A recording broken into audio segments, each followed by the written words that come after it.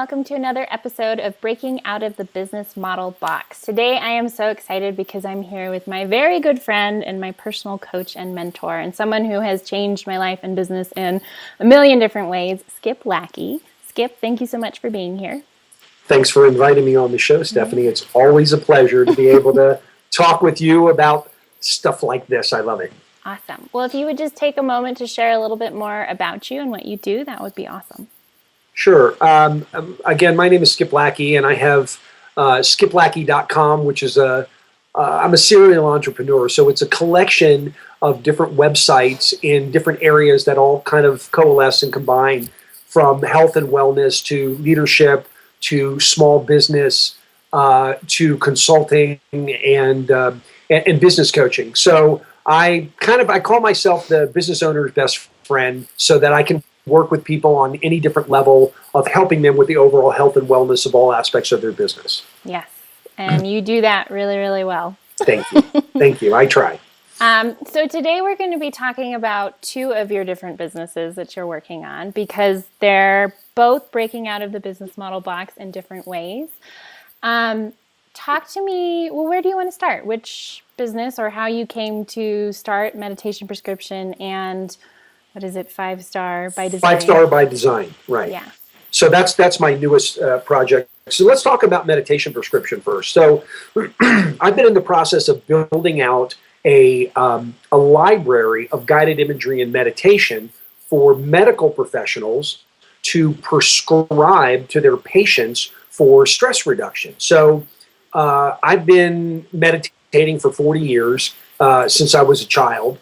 And I've realized the benefits of that, and people have been, I've been teaching workshops, and I've taught over 1,000 workshops on meditation and guided imagery, and I recognized that when people would come to our workshops and they would actually learn how to meditate, that their stress levels would go down, that their health would improve, that their mental capacity would increase, that their ability to go out and manifest things in their life, whether it be relationship, money, the right job, people, happiness, whatever, would increase. And it was always a little bit of an uphill battle when I was talking to medical professionals about it, because, you know, they would say, well, this is bullshit. You can't, well, and they would literally say that's not going to help.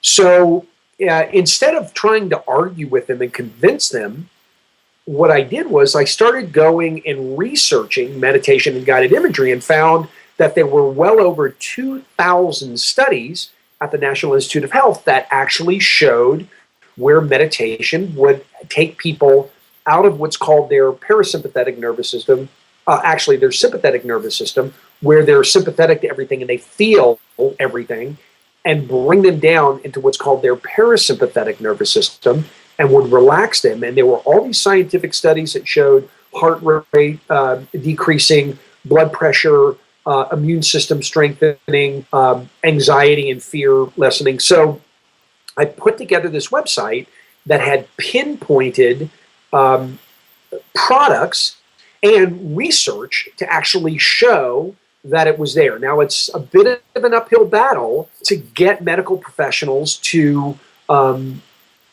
well, it has been in the past. It's becoming less and less. There's so much data around it now. It's hard for them not to take a look at it and at least try, because the alternative and complementary health world is a booming business model now. Yeah. So I'm actually just kind of working outside the box to create, a complementary as opposed to alternative way of looking at health and wellness. And what inspired you to do it this way? Because a lot of people out there who are teaching and selling meditation, they're talking about it, maybe they're releasing some free ones, and they're selling like meditation albums, which is something that you do on the site and is awesome and is not necessarily a bad thing. But what inspired you to take it to that next level of, I want to actually bring it into the medical profession? Well, it's an interesting thing, because it was an area that wasn't really being served, because a lot of medical professionals, whether it be doctors, nurses, physical therapists, they're looking at it and thinking, oh, meditation is a religious thing. And yes, there are some roots in different traditions actually using it, but it really doesn't have to be. So there's a gentleman, John Kabat-Zinn, that started mindfulness, the concept of really mindfulness, which is meditation that is non-secular, that doesn't have any religious overtone to it. So I thought if we could take out what that experience was for a large group of people and make it non-secular, and that it could make it open to anybody, no matter what their age, no matter what their background, where they've gone through, and show the research that then medical professionals would feel comfortable about using it as a stress reduction tool. Yeah. So I realized there was just one other company out there that I had started the project before I even found them that had been doing it. And so there was a big opening and a big market for it. And so now it's as we shift and change and alter how we do it and figure out the best way to actually place it so that people can, I want to give away my mission. I'm probably banging my microphone. I want to be able to give away the opportunity. And I always say this: hey, go to the website, educate yourself, and there are some free meditations there that you can learn that there's value. And a lot of it is, not everybody can meditate right off the bat, but people could do guided imagery. So I have a good mixture of guided imagery, meditation, mindfulness, and different levels of skill level once people have done it for a little bit for a variety of different specific physical and emotional issues. Yeah. So rather than it being one size fits all, I'm trying to niche it and say, if you've got anxiety, if you've got sleep issues, if you've got cancer, if you've got stroke, if you're feeling less than, if you're you want to walk while you meditate. We've got different meditations and guided imagery for all of those different things plus more. Yeah. So what do you think it is or what maybe wisdom or tools or advice would you have? What happens is a lot of people will come into their industry and they'll only see what everyone else is doing. And they'll either have one of two thoughts, which is, oh, everyone's doing it, I'm going to do something. I'm going to go in a totally different direction, or I need to model what people are doing. What would you say is your process for identifying, oh, there's this gap in the market, and even though there might be some resistance to it, like you said, medical professionals were like, what is this crap? But instead of saying, oh, nobody wants this, you looked for the solution, which was, okay, in order to bring this to you, I need to meet you where you're at and go do all the research and have the stats and the science behind it. So I guess my question is for somebody that's like, maybe they can identify, well, there's this gap here, but there's a lot of pushback. How would you advise that they kind of move through that anyways and find a way to meet people where they're at? Well, it's a great question, Stephanie, because I was teaching this workshop and I put tens of thousands of people through a weekend workshop, and yet we got the fringe of the medical professionals coming in, finding that it was useful once they did it. So I was like, okay, there's a barrier to entry here in this realm. How can I remove that barrier of entry? And also, it's the idea as a business coach, I say this all the time, we get caught in our underwear, kind of get caught up in our underwear, thinking of, okay, this is what everybody else in the industry is doing. And it's the people that are thinking outside the box and they're going into other industries and going, oh, here's a technique, here's a tool, here's a way of looking at this that my industry is not using. So we grab and bring it in there and look differently. So instead of saying, well, hey, meditation's been around for thousands of years, it works, and we're going to do it on this level, I was like, well, let's look at this other tool and look at it as a tool as opposed to something that's religious, and strip that away to say, well, if people find that part of it for themselves, great. If they don't, which I know they will, but let's make it palatable for everybody and have a very low barrier to entry. And everyone that I've spoken to that's in the medical profession, from surgeons to doctors to nurses to people that are running whole health systems,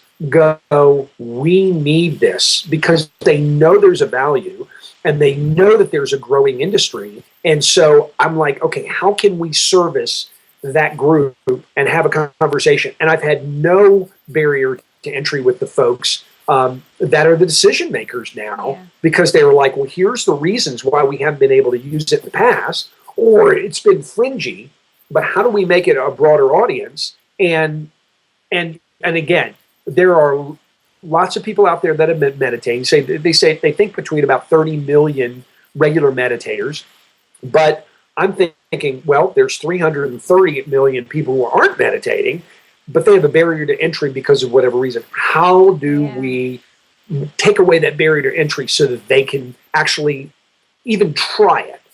They can even, just experience it. And like I said, they can come to our website and do that for free. So it sounds like curiosity, which is something I love about you. Like whenever a problem is presented, or even in yourself when you notice like a resistance or a block, you get curious about it. So instead of like, oh, well, people don't want this. And sometimes the market tells us that like something's not viable. It's not what they want. And that's great information to use. But that curiosity of like, well, why are you resistant to it? And is there a way that I can meet you there or remove that block for you? Well, it's an interesting thing, Stephenie, because I was just talking to a client, and then you and I had a conversation about this, about there's so much interest out there. And when people are interested, we just need to help them find whatever that piece of information is that's going to help them make that decision that, there might be something here.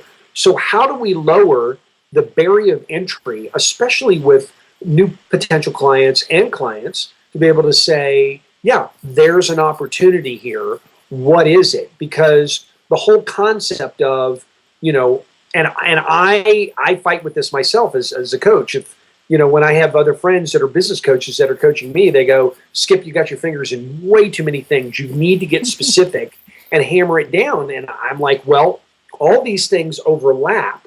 And so it's not that I'm trying to be all things to all people, but I am trying to say, if there's something here that would be a tool that would be able to serve one of the clients that I'm working with at the moment, I can share this or share that. And if it's not something that I have, obviously I'll turn them on to other friends, because I want to help people. And that's my main mission. So it is interesting, because curiosity and being confident and curious like a child would be, you find little areas that are so fruitful that you normally wouldn't find, because you're like, well, this is the way it's done. It's in the box. This is what my industry does. And if that industry, we're going to do it this way.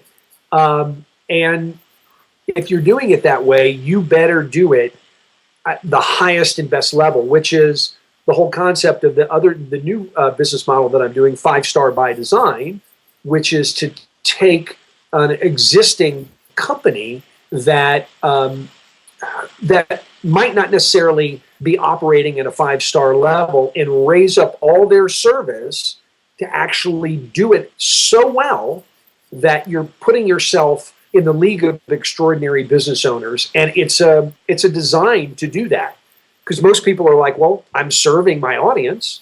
I'm giving them what I said I would. So, and I shared this with you, that there's this concept behind businesses being satisfied with your product or service. And there's the J.D. Power satisfaction survey, right? This is a big thing. So companies win these awards for other people, being satisfied with their product or service. Well, and I know I don't have these 100% right, but the stats are that if a business actually has satisfaction from their client or customer, they're around 47 to 49% likely next time they want that product or service to shift to somebody else. But if they appreciate it, it's like it jumps up to like 87 to 89% that they'll stay with the provider of the product or service. So what does that really tell us? It tells us that satisfaction is no longer acceptable. There's so much competition out there that they have to be wowed. So how do you design a business model to where you underpromise and overdeliver, and they appreciate your business? And there are a lot of businesses out there that are winning over huge amounts of customer base based on this appreciation factor. So there's a way to design a 5-star service business to where it'll grow on its own. It'll continue to just get better and better. And they create raving fans, which then are your referral base, which then, it's like having a hunter mentality or a farmer mentality. If you have a hunter mentality, you see a client, you'll do whatever you can, whether it be lowering your price or whatever, to get that person. But they're more likely next time to go to somebody else. So you're not going to keep them. And it's a lot cheaper to keep a recurring customer than it is to win over a new client. So the idea is, how do we design a business that's outside the box of satisfaction and goes into appreciation, where you create these raving fans who are going to be your marketing? Yeah. What are some of those things that you've found? Well, it's interesting because as much as, we've all been to everybody's website. We've been to a website and you see these testimonials there. And you're like, well, yeah, of course, they're only showing the best of the testimonials. Or you go to Yelp, or you go to Angie's List, or you go to another site, Google+, and you're seeing these wonderful 5-star reviews. And as much as we'd like to think as a business owner, people see past that, on a psychological level, they don't. They're looking for, we're creatures of habit. So who we are, we're looking for verification that my decision of hiring this person, it's kind of a no-brainer because everybody else thinks they're great too.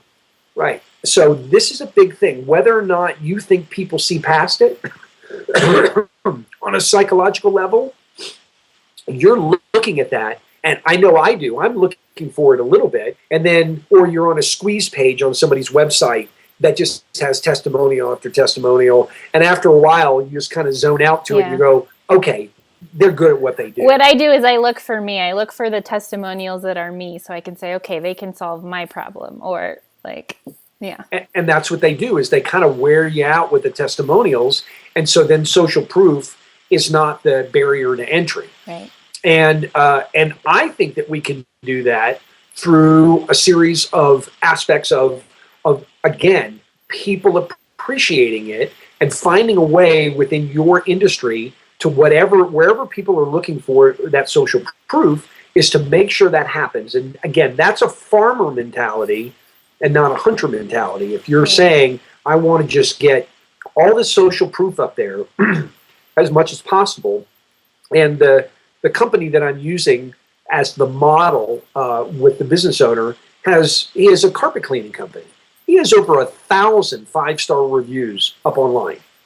And what he's also gotten good at is you're going to get some 1-stars, 2-star reviews because you're going to have an oops. What I've also recognized is I've watched this gentleman, Matt. He's a master of apologizing and saying, let us make it right. Let us know. Please call the office immediately. We'll make it right. Or this person, and there are times when we've got some customers that you can never make happy. Like he had somebody complain one time that had never even used their service. They just, his prices are higher because he gives us 5-star service, and this person didn't like it. So he gave him a 1-star review, and it wasn't in their database. So he's like, I'm sorry that you feel this way. And we do this because, we're able to service our clients and X, Y, and Z. And as I look through my database, I find out that you're not even a customer. So as I read this 1-star review and you haven't tried our services, that you're just basing this on price, I'm not sure what to say to you.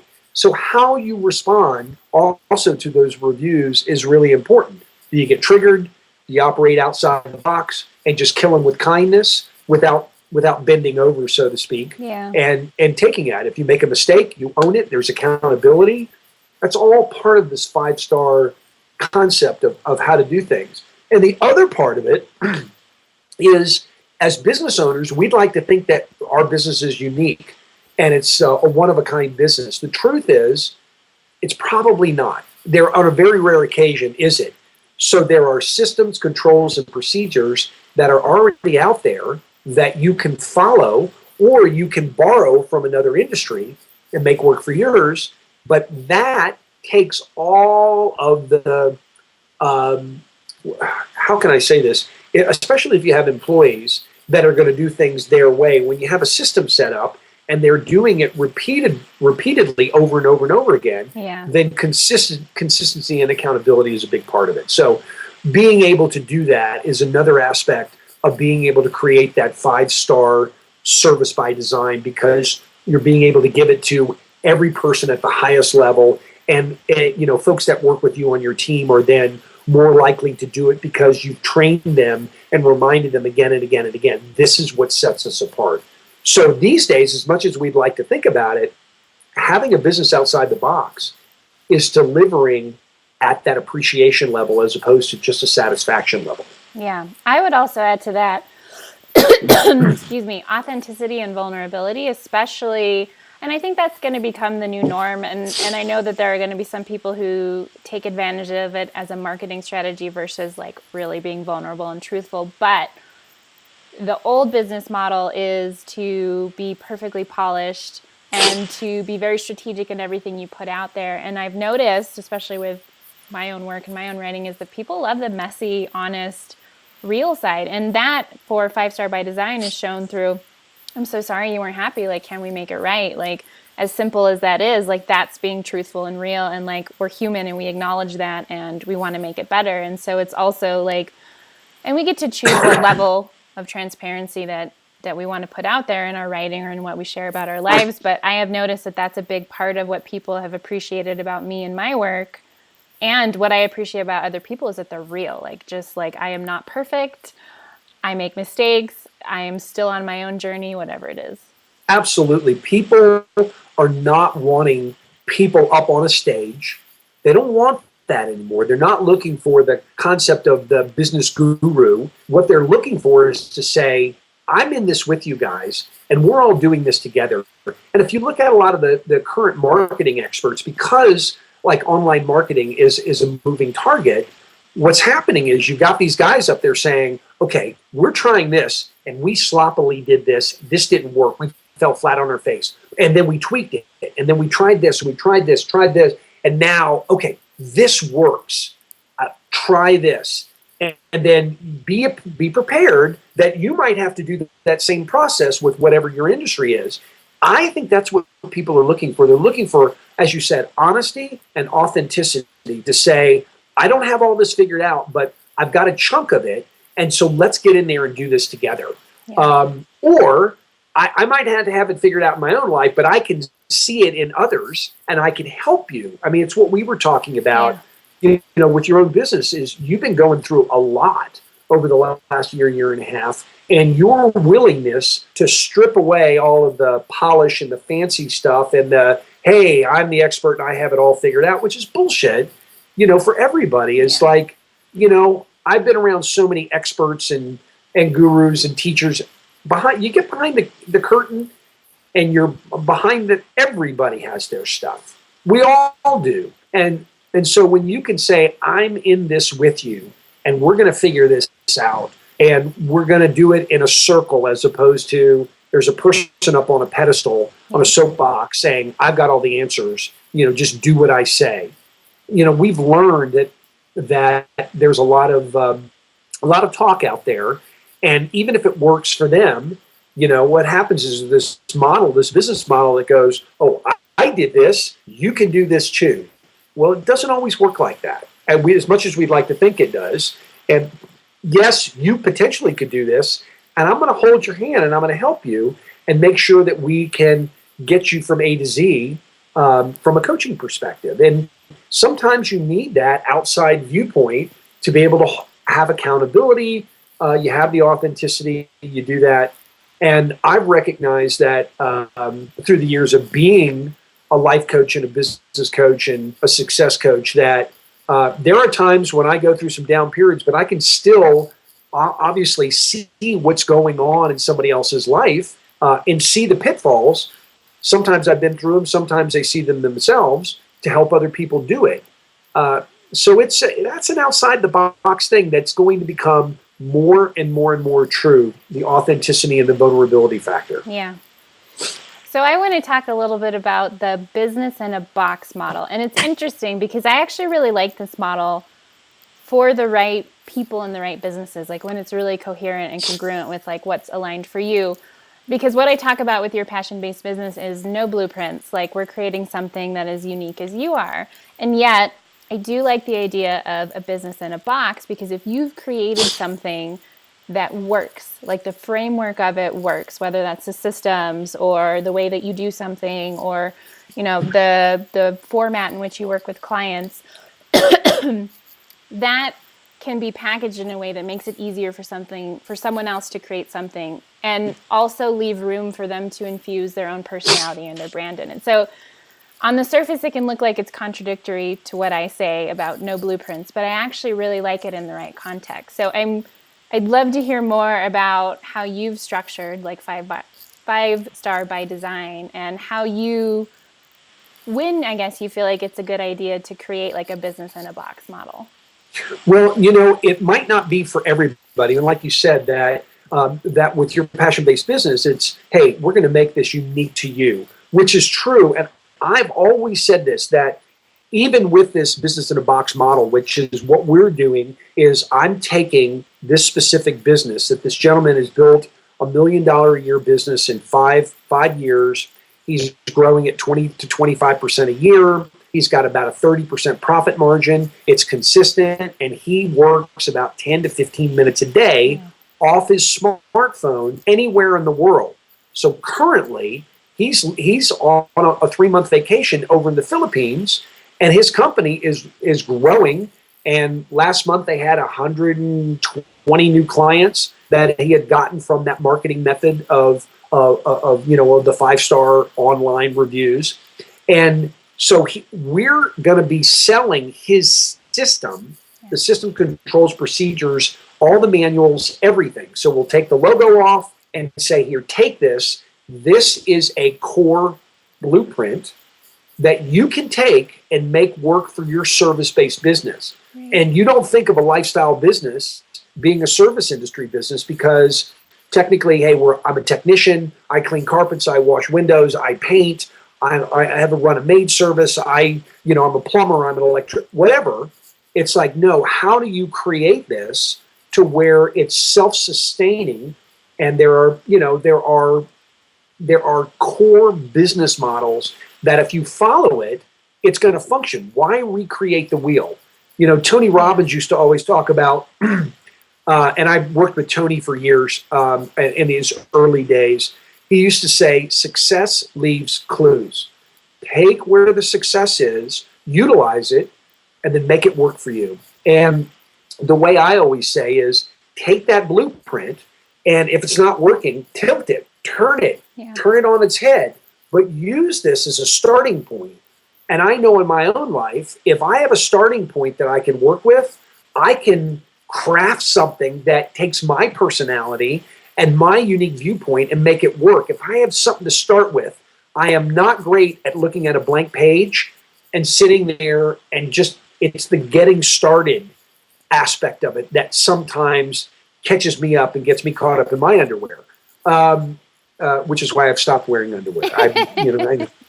And like somebody like you, Stephenie, like a blank page, you're somebody who that excites them. And then you just pour it all out. I'm somebody that reads what you've written and go, oh, here's how that affects my life, and here's how this, and I can have a whole I want to say an alternative. I can say yes and that's what we're really looking at, is how can you, from a business in a box kind of model, say yes and this is what I want to build with this starting point, this blueprint that we know works.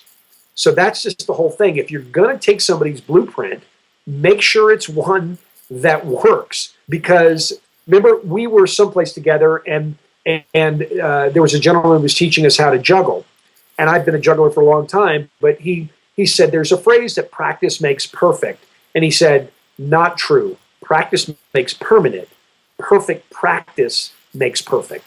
And I had not heard that in a long time, and it's really been sitting with me. So if you are going to take somebody's business in a box, make sure it's a good business in a box and a model that works. Right. Like yours, your passion-based business, you've had so much success with it. And I know that that Matt, the one that we're putting together with the 5-Star by Design, his model works because he's also taken some of that from the best out there, and he's made it work for him in a way that fits his model, which is completely in alignment with what I've already been teaching people. So I know it works, and it's going to give people the possibility of saying, oh, I can create a lifestyle business to where I don't have to work every day in my business by following this step-by-step roadmap or blueprint of success. And I can recreate that, add my own personality, add my own branding in, and turn that around and make that work for me. So it's almost like getting a franchise without having to pay a big franchise fee. Right. Yeah.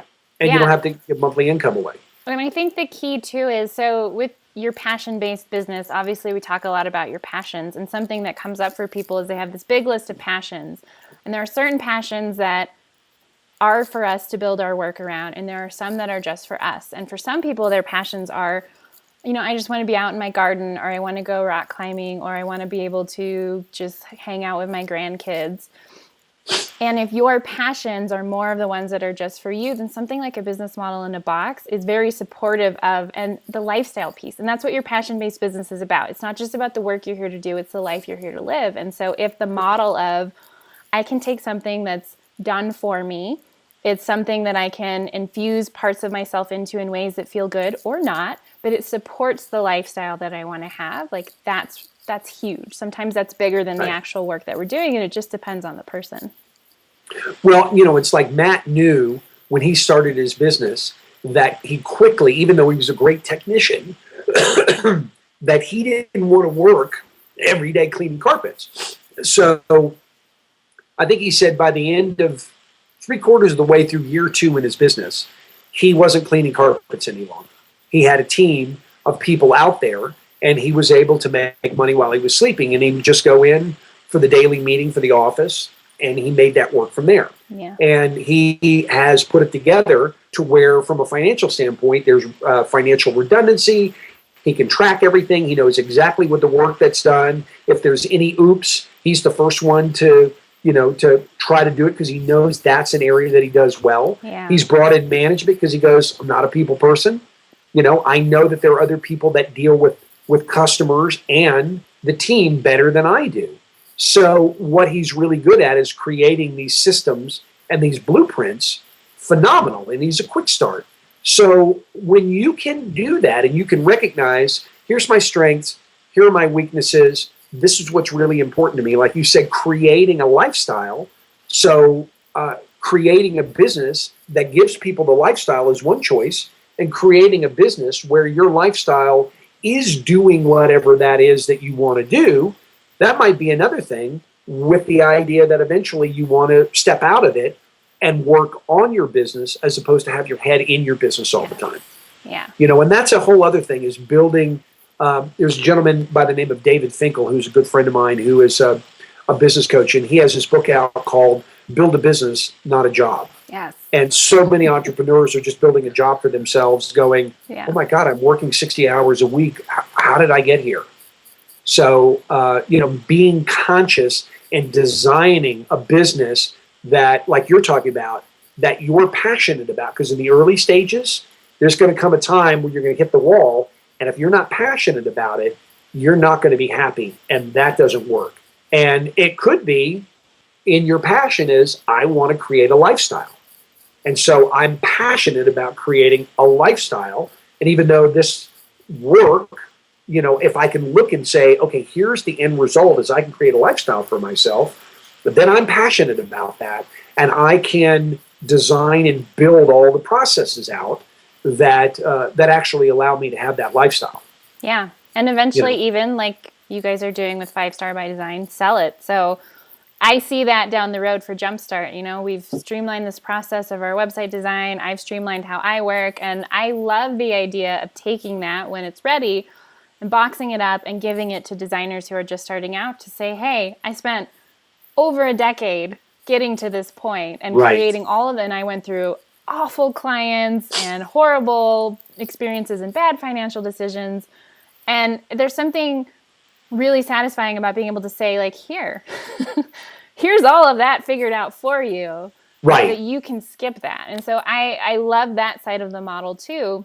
You know, for some people, it's looking at it like, I want to buy and start a business in a box. And for others, it's looking at this work that you've been doing forever. And when you're ready to stop doing it, take everything that you've learned and box it up and give it to people who really need it.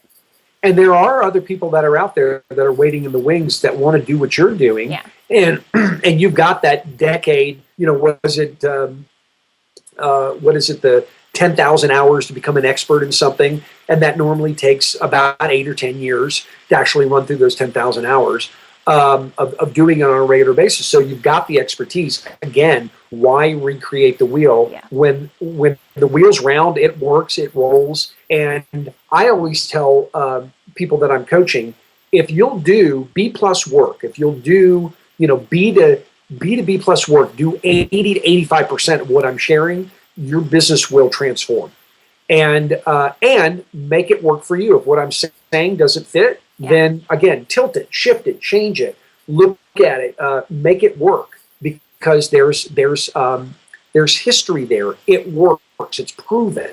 But some people, you know, they're like, okay, I want to learn the hard way, and then they come back. I have this happen all the time. You know what? 2 years ago, you said do this, and I didn't. And I thought I knew better, and now I'm coming back and going, you know what? That works. Yep. And you know, and part of it is about recognizing that as much as we'd like to think, again, it's unique and different, and it's like what you're saying is there's a blueprint for this passion-based business of you finding what that is, and then utilizing the systems, the procedures, the manuals that are there, so you don't have to recreate it, because it's a lot of extra work. Yeah. To build it from scratch. Yeah. So that's awesome. And I know that what you're doing is basically it's the same thing. You're doing it for designers, and we're doing it with 5 Star by Design for home service-based businesses that in general, I'm not saying there's not a lot of creativity there, but for the most part, it's technicians, people that are good at providing a service that don't necessarily have the business background or the acumen to do it, because they're so caught up in serving, you know, so it's kind of necessary. And I would have loved to be able to have just bought the Jumpstart business in a box versus having to go through all the trial and error and mishaps. But yeah, so right. I love that model. And one thing I want to touch on before we start to wrap up is, like you said at the beginning, is that you're a serial entrepreneur. And that people tell you all the time, you have your fingers in too many different pots. And I'm the same way. And right. A lot of people that come to me and a lot of people that are in my audience have bought into the belief, or they're struggling with the idea that we have to choose a lane. And you have to be in one industry, or you have to use only one part of your personality or one of your passions. And I don't think that's true at all. I actually think that when we pull them together, we create something really fun and unique that is a lot more marketable right from the get-go. So I'd be curious to hear about your experience being multi-passionate and how you've created, because you have all these different businesses and all these different facets to the work that you do and a huge toolbox that you pull from. What's been your experience in creating something as a multi-passionate person? Well, you know, I've had a lot of success with it. And I've also had some stunning failure with it, of recognizing I'm being pulled in so many different directions that I'm not putting all of my energy and effort where somebody can say, oh, this is what you do. And so people are looking to label us as this is what they do. So the question is, do you have to be the expert of experts in your field, or can you be someone that is there as a gardening coach, so to speak, to help others in that area along with that? So what I've realized is, for me, it's hard to just sit in one lane. And, it's just not who I am. So I'm passionate about helping. And I have this belief that if someone sits in front of me, someone gives me a call, they're there, that there are a lot of people that could help them. But in this moment, it's like I'm the person that's being called upon to help them. So as I've gotten older, I've realized I have a huge toolkit. And yes, it would be easy for to say, well, no, I only do this. But then that person, I might not be able to help them. And I'm someone who is really here to make a difference in people's lives in service. So it's what works for me. And I'm not saying, and I don't have it, again, the vulnerability and the accountability, I don't have it all totally figured out yet either, because I am going in a bunch of different directions. But what I'm realizing is that they all intertwine and they all come back. And, and I think as that there's a method to the madness. I'm seeing connect the dots in my own businesses right now to say, well, all these things are folding back and falling back into that together.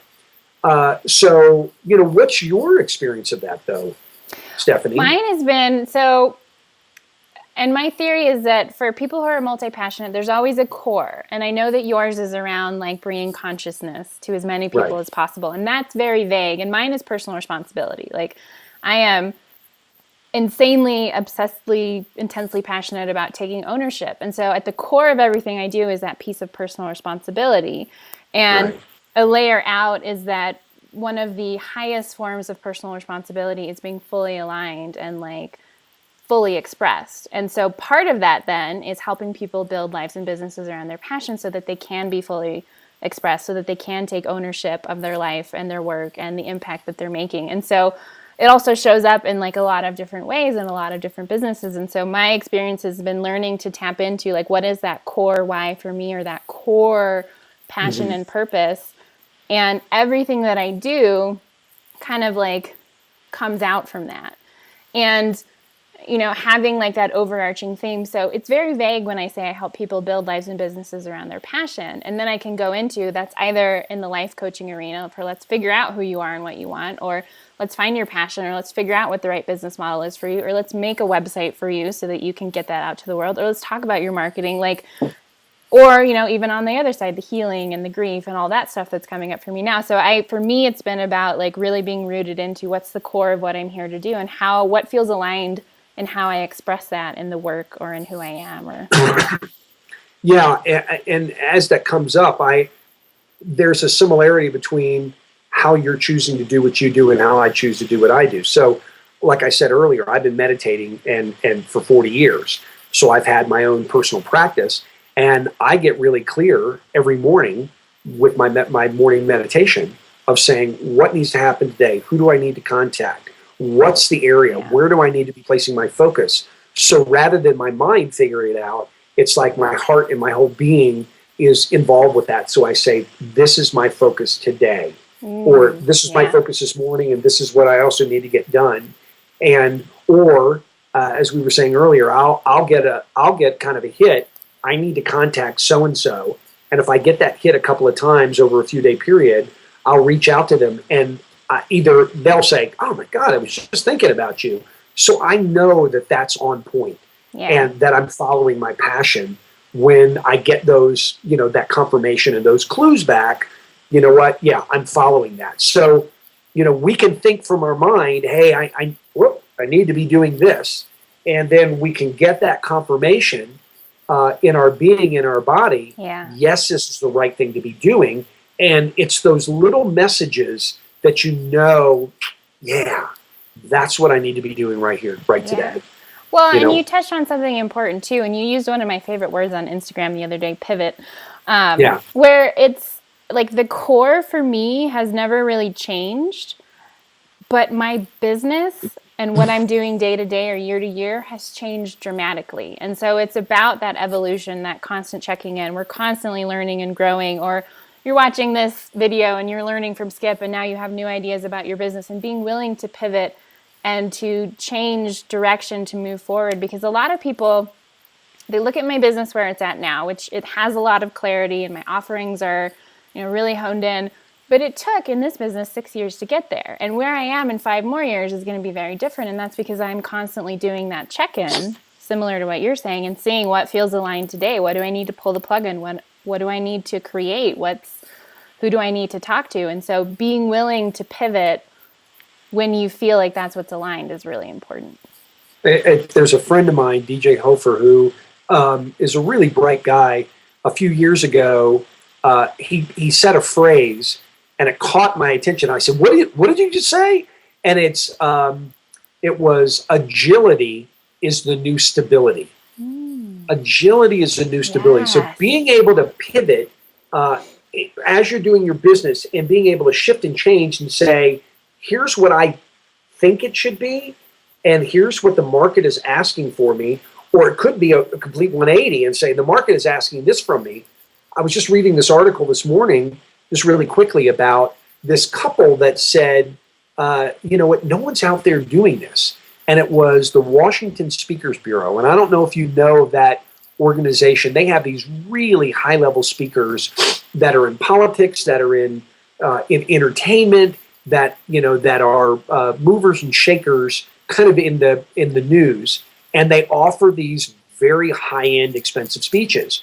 Well, they put their business out there, and they didn't get anybody to take them up on this, except one person the first year, and their whole year of a couple putting all their energy into it equated to $700 in commission. And what happened was the person shook their hand. There was no contract, and it was kind of a mistake. He was like, oh, God, I didn't give you a contract. I didn't think about it. We just shook hands, and you did it, and then you paid me. And then what happened was, that was never their intended business model. What ended up happening was this person went back to all his friends and said, hey, you can do the Speakers Bureau thing, and they'll do it, and they'll do it on a handshake. So you're not signed in. If you want to go someplace else, you can. So for 30 years now, they've been doing it on a handshake, no contract. And so that was a pivot that happened by accident. Yeah. And so when I read that, I was like, yep, sometimes that pivot happens where you least expect it, and it's what the market is asking, and that's what, and they became, excuse me, they become known for that trust, that handshake. Yep, we'll do this within their own speakers, within the bureau, and people are getting paid upwards of $100,000 and $200,000 for a speech that are in their Speakers Bureau now. So they built it on authenticity, on trust, and old style handshake values, which is a rarity these days, especially in the media market, so to speak. Where it's constantly changing. So there's a lot of ways to think outside the box and looking at other businesses, and again, being curious and educating. I spend probably an hour a day kind of with certain sites that I like, and just kind of going down the rabbit hole and learning, hey, what's going on? What's the where do I have to be agile? Where do I have to pivot? What's happening? What's going on to where I can be curious and maybe see a trend happening before it does, or see an old trend that's stopping, and knowing that there's some new ground out there to kind of explore creatively. Yeah. So that's what we all have to do. Yeah. And I think while you're talking, I was like, I should have Amy, my business manager, do an interview, because people think like, oh, look at you, you're just going along. And I'm like, I drive her nuts with how often I pivot. And there have been stretches where every single day I would email her, we're doing this different, change this bio, throw it all away. And, thankfully she can roll with me, but it is constant pivot. And we're constantly getting information from our audience and from our clients and from ourselves. And So, go ahead. No, go ahead.